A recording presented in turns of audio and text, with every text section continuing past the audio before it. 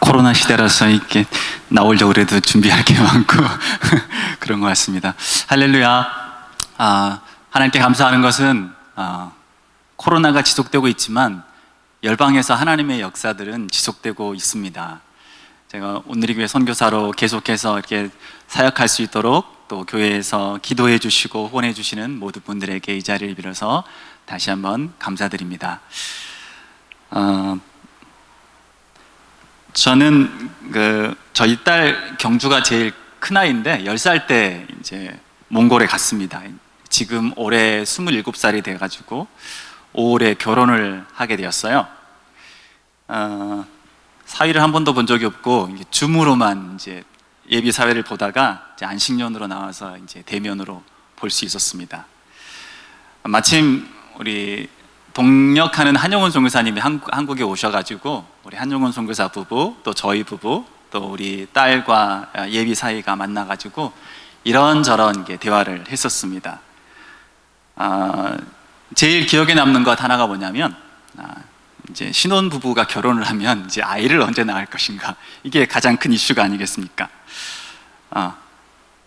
부부가 결혼을 하면 몸의 신체에 호르몬 변화가 생긴다고 합니다.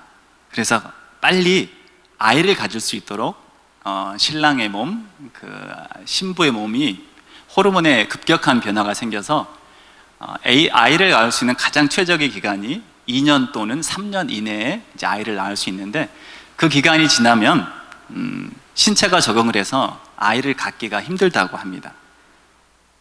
그래서 그날 모임의 결론은 뭐였냐면 2, 3년 내에 꼭 아이를 가져라, 이 얘기였습니다. 창세기를 보면 또 역대상, 마태복음을 보면은 우리가 성경을 읽을 때 그렇게 좀 빨리 지나가고 싶은 낳고의 얘기가 있습니다.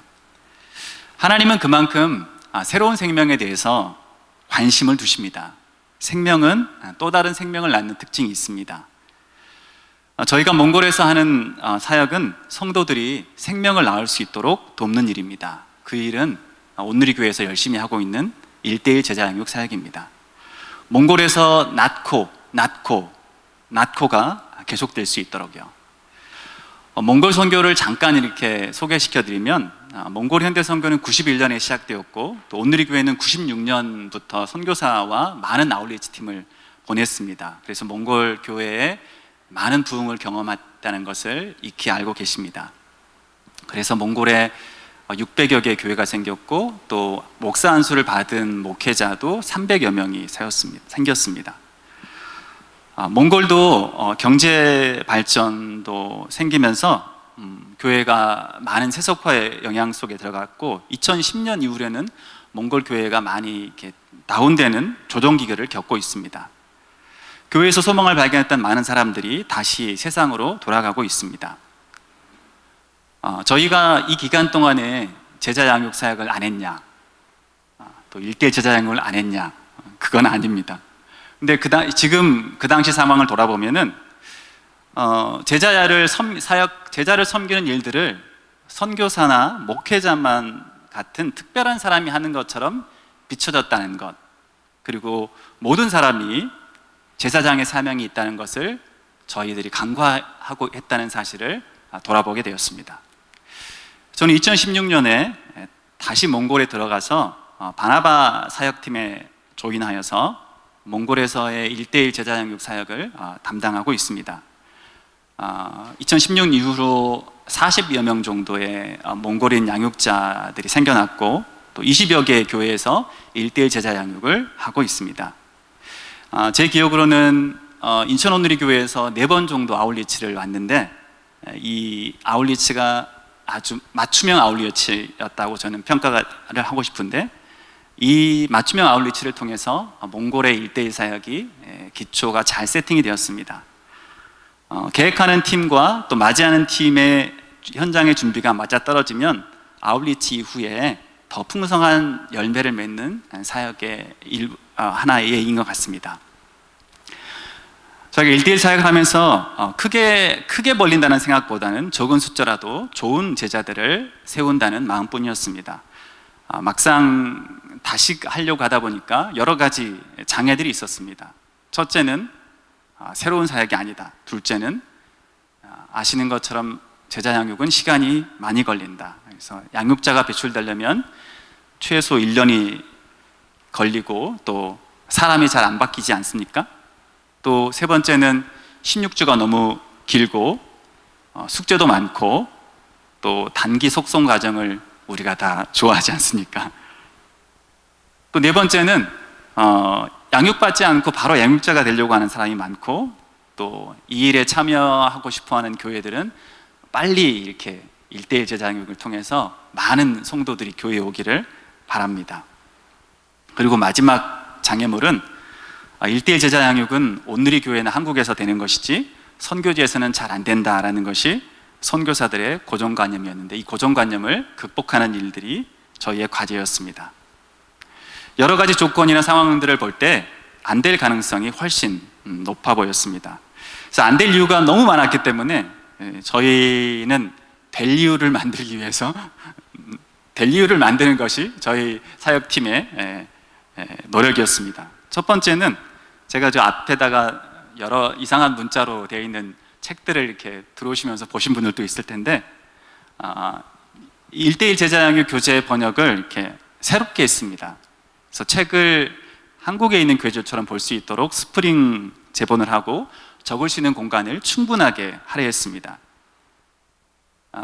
대부분 이 책으로 끝나는데 저희는 모든 성도들이 양육에 참여할 수 있도록 나눔 핸드북도 몽골 상황에 맞게 만들고 1대1 해설서도 제가 많은 책을 가지고 나왔는데 1대1 해설서도 만들고 양육자 자신이 말씀의 사람이 될 수 있도록 큐티하면 행복해집니다는 한 목사님의 책을 번역해서 양육자 스스로가 말씀의 사람이 될 수 있도록 도왔습니다. 근데 여기에서 멈추면 안 되겠더라고요. 왜냐하면 이 사람을 키우는 일은 목회자 혼자 할 수 있는 일이 아니고 목사님과 모든 성도들이 한 마음이 돼야 되는데 그거는 우리가 어떤 교회를 꿈꿀 것이냐에 대한 문제가 되지 않겠습니까? 그래서 양육자도 사도행전적 교회를 꿈꿀 수 있도록 한 목사님이 쓰신 사도행전적 교회를 꿈꾼다를 번역해서 양육자가 되시는 분들은 이 모든 책들을 다 보고 최소한 이 정도 책들은 보면서 양육을 할 수 있도록 도왔습니다. 그리고 열매가 늦게 맺혀지더라도 인내하자, 정도를 걷자. 그리고 기도를 많이 했습니다. 책을 소개한 김에 제가 몇 가지 책을 더 이렇게 보여드리면 나는 선교의 목숨을 걸었다라고 하는 한 목사님의 책도 추가로 번역했고 온누리 교회에서는 지금도 이 책을 읽고 있는지 모르겠는데 양육자 과정에서 읽는 제자도라는 책도 번역하고 최근에는 제자 양육이 성인들에게만 멈추면 안 되겠다 싶어서 차세대를 위한 어린이 1대1 책도 작년에 컬러로 이렇게 출판하게 되었습니다.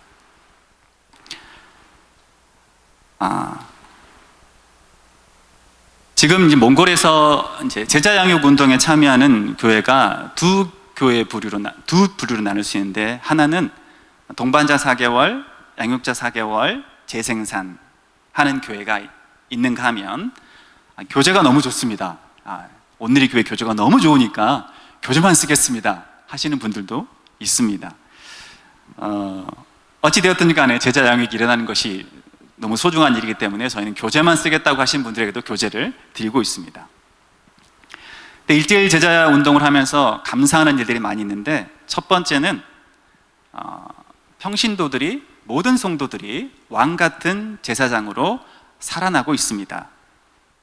자존감과 자신감과 사명감이 업그레이드 됐습니다.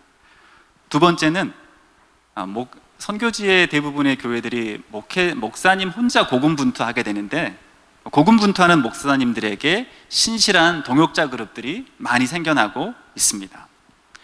세 번째는 1대1 제자 양육을 운동을 통해서 성도들이 자기의 주머니를 열기 시작했습니다. 자기 주머니를 여는 것이 가장 어렵다는 것 우리가 다 이해하고 있는데 자신의 재정을 들여서 동반자들을 섬기는 일들이 곳곳에서 일어나고 있습니다. 대표적인 몇 가지만 말씀드리면은, 동반자가 대학생인데 대학생의 그 등록금이 부족해서 그 등록금 모으는 일들을 절반은 양육자가 내고 나머지 절반은 이제 아시는 분들에게 이제 도움을 요청해서 우리 동반자가 이러한 상황이니 함께 공부할 수 있도록 여러 번 도와주십시오 라는 것을 통해서 부족한 등록금이 채워져서 계속해서 청년들이 학교에 다닐 수 있는 그런 사례들도 있고, 또 양육자 과정에서는 매 모임마다 성도 중에 한 사람이 양육자들이 함께 먹을 수 있는 그 밥을 준비해 와가지고 함께 밥을 먹으면서 양육 과정이 진행되고 있습니다. 저희가 책을 이렇게 홍보를 하지 않음에도 불구하고 1대1을 하겠다는 교회들이 늘어나고 있고, 교재만 가지고 갔던 교회들이 정식으로 1대1 양육 과정을 요청하는 사례가 늘고 있습니다. 그래서 여기저기서 1대1을 해달라고 부탁을 해서 일꾼이 부족한 행복한 고민을 하고 있습니다. 제자운동은 일반적으로 3단계로 우리가 보는데, 첫 번째 단계는 전도, 새신자, 제자를 세우는 단계, 두 번째는 양육자, 즉 제자 삼는 제자를 세우는 단계가 있고, 세 번째는 양육자들을 세우는 일꾼을 만들고 일꾼을 세우는 리더를 세우는 단계가 있습니다. 몽골에서 하고 있는 1대1 제자운동은 몽골이라는 토양에 1대1 사역이 정착하도록 하는 것, 특히 일꾼을 세우는 데에 초점을 두고 있습니다. 제자 양육의 중요성을 알고 있지만 많은 지도자들이 제자 양육에 관심을 두지 않습니다. 왜냐하면 솔직히 얘기해서 제자 양육에 에너지가 많이 들고 어렵고 또 열매를 거두는데 시간이 많이 걸립니다. 맞는 말입니다. 안타까운 것은 함께하는 사역자들 중에서도 양육을 하거나 또 양육자들을 길러는 데에 초점을 두지 않는 경우가 많습니다. 그래서 일꾼을 세우는 것은 언감생심입니다. 몽골 교회 분위기가 전반적으로 그랬습니다. 그런데 코로나 시대를 겪고 여러 모임들이 제한되면서 제자 양육의 중요성을 깨닫고 많은 교회들이 제자 양육으로 돌아서기 시작했습니다. 저는 코로나가 좀 더 이렇게 지속돼야 하지 않는가 하는 생각도 조심스럽게 해봅니다. 왜냐하면 우리가 영혼에게 제사 삼는 일에 다시 한번 우리의 관심을 돌리고 있기 때문입니다. 저는 오늘 본문에서 하나님께서 부르시고 찾으시는 그 일꾼의 세 가지 특징들을 함께 나누려고 합니다. 첫 번째는 일꾼은 어떤 사람이냐 하면은 주인과 같은 생각을 하는 사람입니다. 39장 36절, 37절을 다시 한번 읽겠습니다. 그리고 이어서 로마서 8장 19절, 20절, 22절을 연이어서 읽도록 하겠습니다. 함께 읽겠습니다. 무리를 보시고 불쌍히 여기시니 이는 그들이 목자 없는 양과 같이 고생하며 기진함이라. 이에 제자들에게 이르시되 추수할 것은 많되 일꾼이 적으니. 로마서 읽겠습니다. 피조물들이 고대하는 바는 하나님의 아들들이 나타나는 것이니 피조물이 허무한 데 굴복하는 것은 자기 뜻이 아니요 오직 굴복하게 하신 이로 말미암음이라. 피조물이 다 이제까지 함께 탄식하며 고통을 겪고 있는 것을 우리가 아느니라. 교회 안팎에 많은 사람들이 삶의 무게에 눌려서 하나님의 사랑을 누리지 못하고 있고, 하나님이 사랑하신 사람을 사랑하는 법을 모르고, 그래서 영혼에 대한 관심들이 정말 적습니다. 당면한 문제가 너무 커 보여서 하나님 나라에 관심이 없는 것을 보면 정말 안타깝습니다. 또 교회에 왔다가 생활이 좀 교회 오면 분명히 생활이 펴입니다. 생활이 펴지면 다시 옛 길로 가버리고, 우리 현지 목사님들도 부진한 사역과 또 생계에 많이 지쳐 있습니다. 주위를 둘러보면은 온통 탄식하고 고통을 겪고 있는 사람들이 많습니다. 그래서 돌봄과 관심과 사랑이 필요한 사람이 우리 주변에 넘쳐납니다. 로마서 8장 21절과 23절을 함께 읽겠습니다. 그 바라는 것은 피조물도 썩어짐의 종노릇 하는 데서 해방되어 하나님의 자녀들의 영광의 자유에 이르는 것이니라. 그뿐 아니라 또한 우리 곧 성령의 처음 익은 열매를 받은 우리까지도 속으로 탄식하며 양자될 것 곧 우리 몸의 속량을 기다리느니라. 사람을 비롯한 모든 피조물들이 해방과 자유를 탄식하며 기다리고 있습니다. 일꾼은 잃어버린 영혼의 절규 속에서 하나님의 계획을 발견하고 동참합니다. 다시 말하면 영혼에 대한 재발견을 한 사람입니다.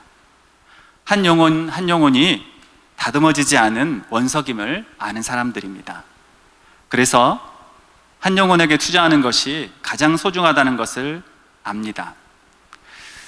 저는 예수 그리스도의 십자가의 가치가 우리 모든 구원받은 사람에게 n분의 1로 전달되는 것이 아님을 믿습니다. n분의 1이 아니라는 얘기는 예수 그리스도의 십자가의 은혜가 우리 모든 사람들에게 그대로 온전히 100% 전달된다는 뜻이겠죠. 그래서 일꾼은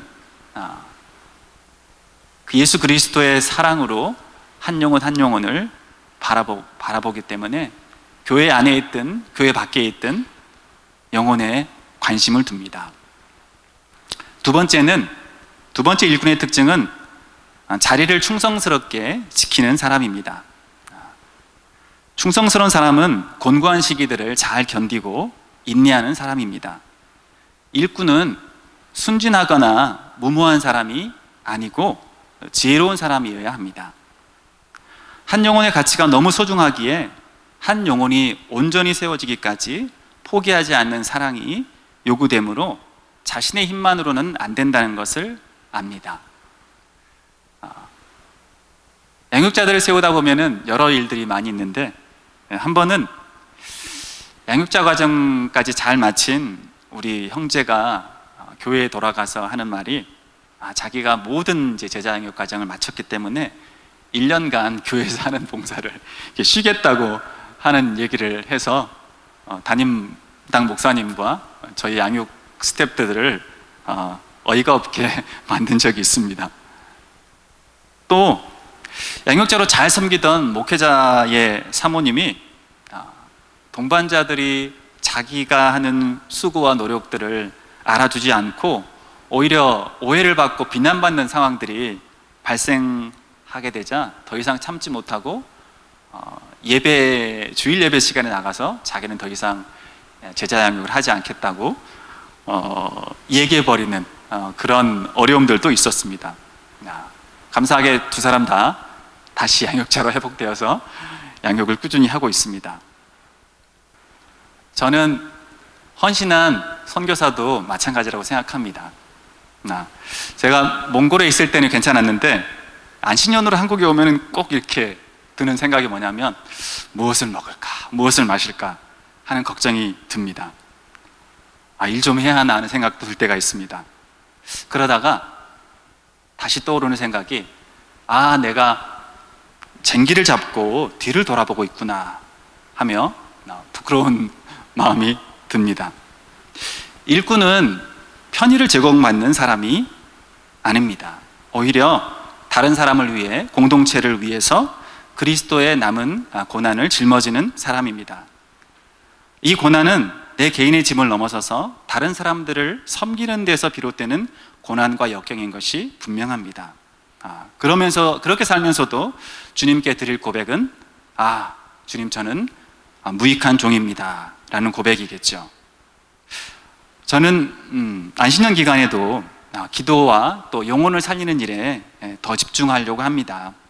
특히 몽골인 예배가 오늘 교회는 많이 있는데 1:1 동반자 과정을 마친 분들을 대상으로 양육자 스쿨도 진행하고, 또 우리 형제들이 섬김을 받는 위치에서 다른 사람들을 섬기는 위치로 세우는 일에 쓰임 받고 싶습니다. 눈높이를 우리가 낮추고 겸손한 삶을, 검소한 삶을 살면 이 모든 일꾼은 편하게 가볍게 일할 수 있습니다. 하나님 나라는 먹고 마시는 것이 있지 않고 오직 성령 안에서 의와 평강과 기쁨입니다. 저는 보냄을 받는 자, 또 보낸 자 함께하는 우리 연합된 우리 선교 공동체가 역경이 올 때 더욱더 부르심에 또 순종하고 집중하고 주님의 공급하심을 따라 견디고 인내하고 또 자리를 충성스럽게 지키는 일꾼들이 되기를 축복합니다. 셋째, 일꾼은 기도하는 사람입니다. 38절과 로마서를 연이어서 읽겠습니다. 그러므로 추수하는 주인에게 청하여 추수할 일꾼을 보내주소서 하라 하시니라.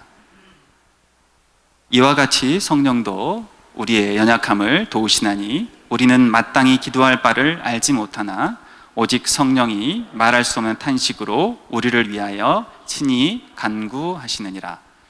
마음을 살피시는 이가 성령의 생각을 아시나니 이는 성령이 하나님의 뜻대로 성도를 위하여 간구하심이니라. 일꾼을 세우는 것은 성령이 이른 것이 분명합니다.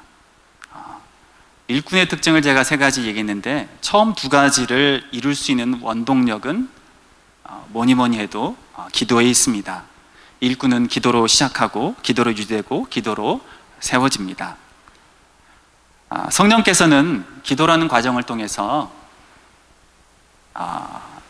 가장 위대한 것을 열망하게 하신다고 저는 믿습니다.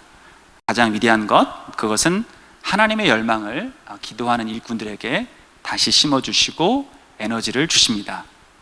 이 열망이 있으면 절대로 잠자코 있을 수 없습니다. 일하지 않을 수 없습니다. 저는 개인적으로 간이 별로 안 좋은데 약으로 유지를 하여간 잘하고 있습니다. 정상인에 비해서 일을 100을 못하고 한 70 정도밖에 안 됩니다.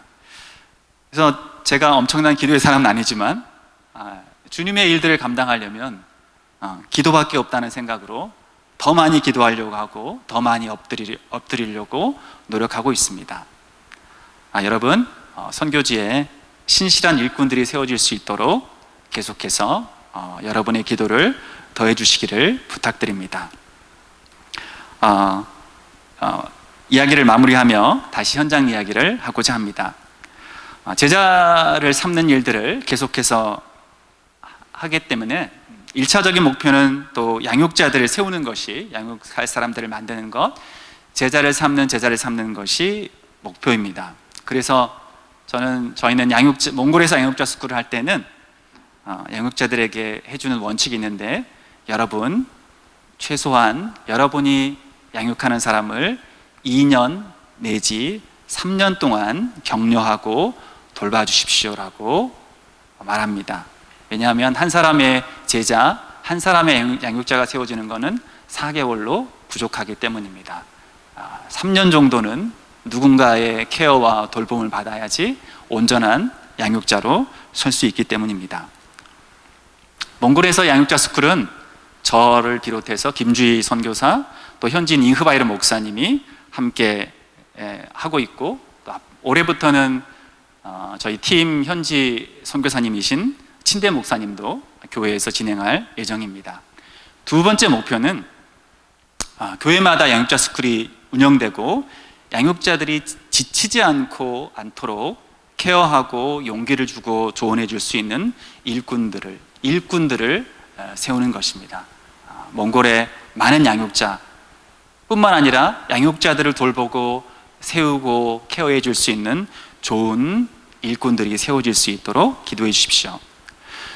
제자 삼는 운동을 하다 보니까 저는 1대1의 장점을 많이 보고 있지만 1대1로 멈추면 안 된다는 것들을 깨닫습니다.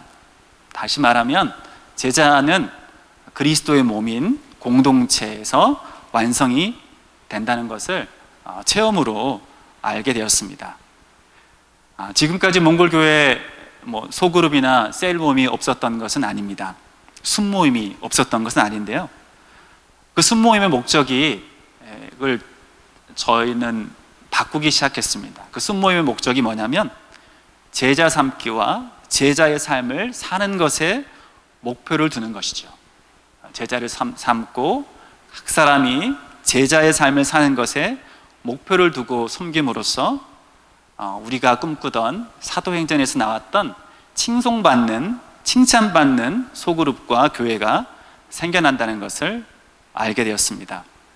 그래서 작년에는 가져오진 않았는데 온누리 교회에서 나온 책이 없어서 윌로크릭 교회의 삶을 변화시키는 소그룹 운동을 번역하여서 함께 동역하는 교회들의 셀 리더들에게 교육을 실시하고 있습니다. 그리고 더불어서 온누리 두란노의 새벽나라의 몽골어 버전으로 어플리케이션을 개발하여서 선교지도 청소년들은 핸드폰과 함께 지냅니다. 그래서 청소년들이 쉽게 말씀을 볼 수 있도록 청소년들을 위한 어플리케이션을 개발하여서 차세대를 섬기는 일도 함께 하고 있습니다. 제가 여러 가지 장황하게 하고 있는 사역들을 말씀드린 것은 관심을 두시고 기도해 주십시오 하는 부탁입니다. 저희 바나바 ST에서 바나바 사역팀에서 진행되는 사역이고 저희는 현지인 친대 목사님, 또 무기 전도사님, 또 한영훈, 김주희, 저희 가정 이렇게 5 유닛이 한 팀으로 섬기고 있습니다. 팀워크가 참 좋습니다. 팀으로 섬기니까 너무 기쁩니다. 한 마음으로 섬기니까 기쁨과 열매가 2배, 3배 더욱 풍성해지는 것 같습니다. 몽골을 비롯한 또 세계 곳곳에서 제자를 낳는 제자들이 많이 세워지고 또 그분들을 세우는 섬기는 신실한 일꾼들을 주께서 보내주시도록 여러분의 기도에 이 기도 제목을 더해 주시기를 간절히 부탁드립니다. 감사합니다. 제가 짧게 기도하고 하겠습니다. 주님 감사합니다. 코로나 시대에도 불구하고 우리 하나님의 선교가 몽골을 비롯한 열방에서 지속되게 하신 것을 진심으로 감사드립니다.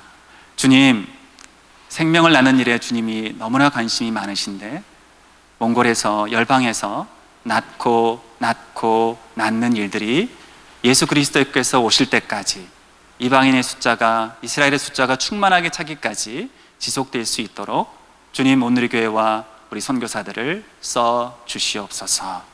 주여 일꾼들을 보내주시옵소서. 예수님의 이름으로 기도드립니다. 아멘.